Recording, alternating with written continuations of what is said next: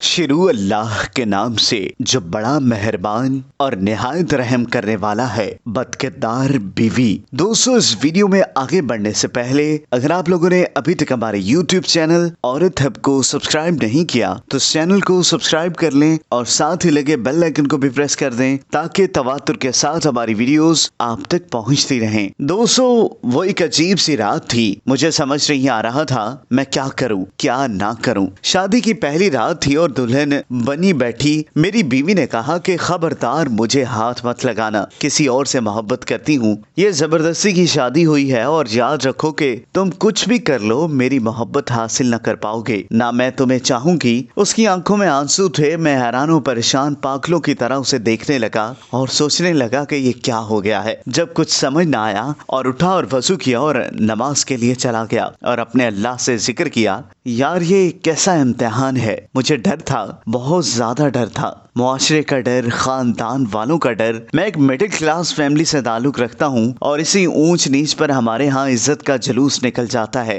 मुख्तलिफ सोचें आ जा रही थी कि अगर ये सुबह घर गई और वापस ना आई तो मेरी इज्जत का क्या होगा। क्या पता ये अपने घर में ही ना कह दे कि ये नामर्द है, इससे शादी खत्म करो। और एक बार तो सोचा कि जबरदस्ती करता हूँ, गुनाह नहीं मेरे नकाम में है, मगर मेरा दिल नहीं माना। मैंने उससे बात करना चाही मगर मुझे गवारा ना हुआ कि मैं उस औरत की मिन्नत करूं जिसने मुझे यूं ठुकरा दिया। अगर उसे किसी और से मोहब्बत थी तो निकाह के लिए हाँ ही ना करती, मुझे ही बता देती, मैं उससे खुद रिश्ता खत्म कर देता। बात शादी तक बढ़ती ही ना। मतकूस तबके से ताल्लुक रखने वाला आदमी शादी पर सारी जमा पूंजी लगा चुका था। खैर, सुबह वो अपने घर चली गई, कोई बात नहीं हुई। 3 दिन बाद कोई हलचल नहीं हुई। 3 दिन बाद उसकी अम्मी की कॉल आई, बेटा तुम आए नहीं अपनी दुल्हन को लेने। तो मैं चला गया। मैंने वहां भी कोई बात नहीं की। हम वापस घर आए। मेरी बीवी मेरे सामने तो नहीं, अलबत्ता बाहर जाकर या घर की छत पर जाकर रात को फोन पर किसी से बातें करती थी। मैंने उससे पूछा तक नहीं कि वो किससे बातें करती है, कौन है वो। बस एक बार पूछा था कि उसे तलाक चाहिए। उसने कहा नहीं।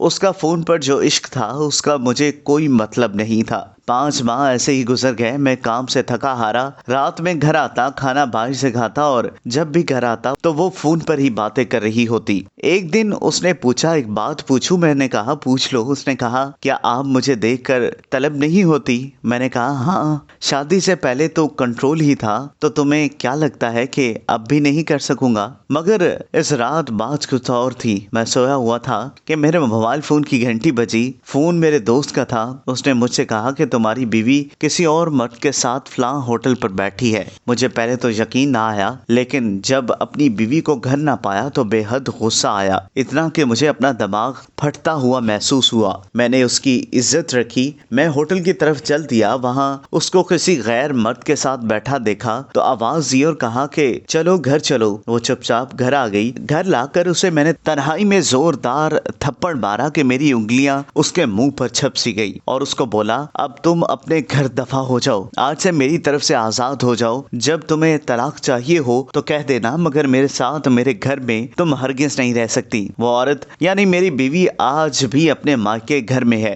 तलाक नहीं मांगी उसने और हाँ, उसके इश्क में वो पागल थी। एक दिन रोते हुए उसकी कॉल आई थी कि मुझे अपने नाम से महरूम ना करना, बस भले ही मुझे अपने पास जगह ना दो लेकिन तलाक मत देना, बस एक आखिरी ख्वाहिश पूरी कर दो। मैंने उसकी ख्वाहिश का एहतराम किया, उसको तलाक नहीं दी। उसके बाद 3 से 4 साल गुजर गए। खुद को नॉर्मल इंसान बनाने में, औरत पर यकीन करने में हर औरत एक जैसी नहीं होती। फिर आखिर मैंने दूसरी औरत से शादी कर ली। अब अल्हम्दुलिल्लाह मेरे 3 बच्चे हैं। मेरी ये दूसरी बीवी बहुत ही नेक निकली। पता नहीं वो 2-3 साल जो मैंने हौसले से गुजार दिए, मैं जरा सा भी परेशान हो जाऊं तो मेरी बीवी की नींदें उड़ जाती हैं। उसको मुझसे इश्क की हद तक प्यार है और बेइंतहा इश्क। बाज़ दफा तो मैं झुंझला सा जाता हूँ और उससे झगड़ पड़ता हूँ कि अल्लाह की बंदी, दूध पीता बच्चा नहीं। एक वो पहली औरत, एक ये औरत। मैं तो वही था, वही हूँ। मेरी पहली वाली बीबी सुना है कि अब पागल हो चुकी है। मेरे नाम लिख लिख कर चूमती रहती है और गलियों में फिरती रहती है। उसे अपने होश ही नहीं रहे। अब 1-2 दफा जहर भी खा चुकी है मगर बच गई। लोग अब भी कहते हैं मैं जालिम हूँ, उस पर जुल्म किया, वो पागल हो गई है। अब मैं क्या क्या कहूँ लोगों से,